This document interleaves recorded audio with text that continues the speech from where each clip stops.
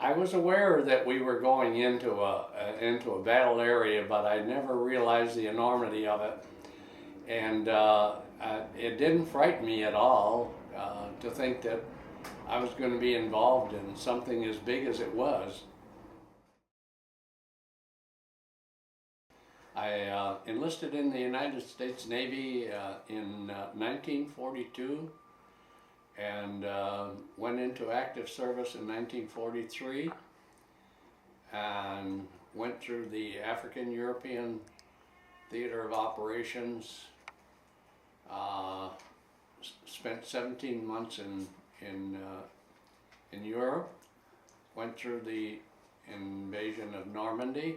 I was in visual communications, which involved semaphore, flashing light using the Morse code, and it was for communications from ship to shore and ship to ship.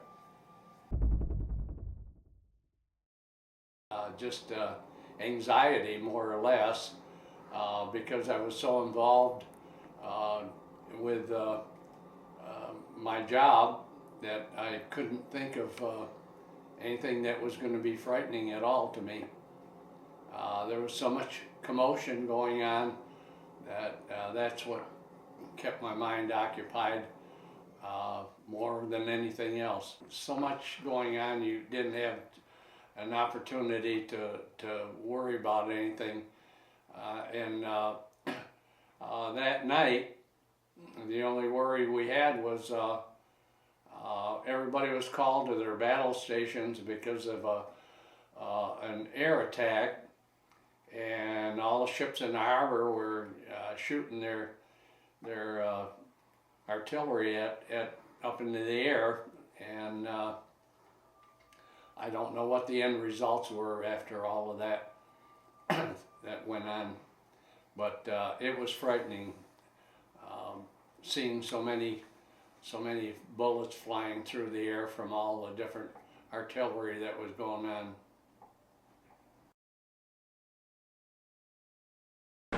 This is the day for which free people long have waited. This is D-Day.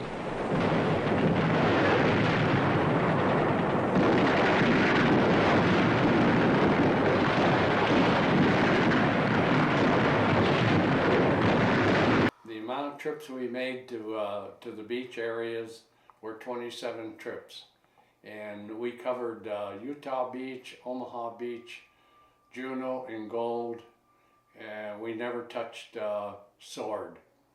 And we unloaded materials for the advancing troops, and once our ship was unloaded, we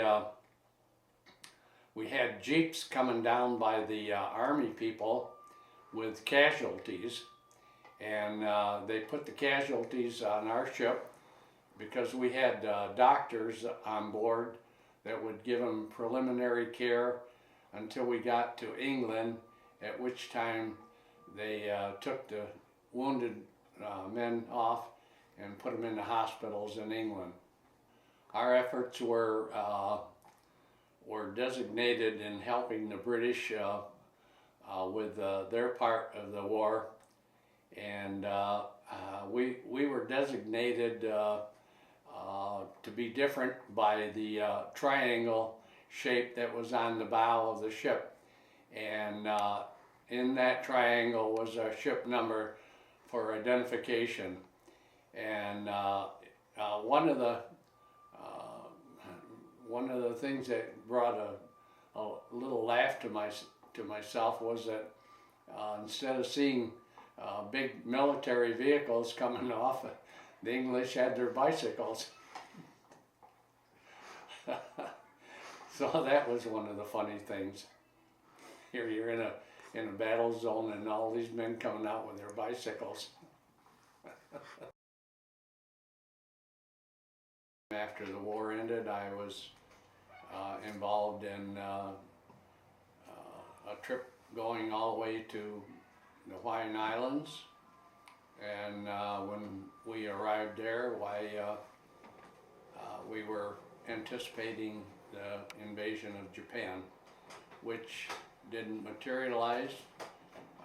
Peace accord was made with the Japanese, and my enlistment ran out and I was discharged from the service.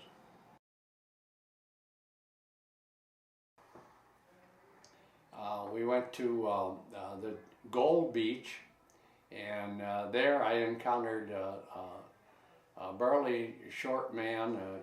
He said he was a fisherman, and we talked a little bit in English, and he introduced me to his daughter and his granddaughter, and he wanted them to know that I was one of the liberators for his country and for his life.